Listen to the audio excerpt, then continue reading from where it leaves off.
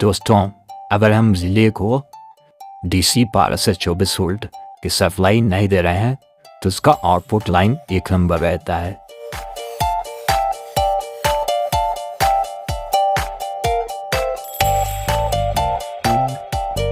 और जस्ट हम इसको 12 से 24 वोल्ट DC सप्लाई देते हैं तो इसका आउटपुट लाइन 2 नंबर हो जाता है, क्योंकि इससे इसका कॉइल ऑन हो जाता है जिससे इसका आउटपुट चेंज जाता है।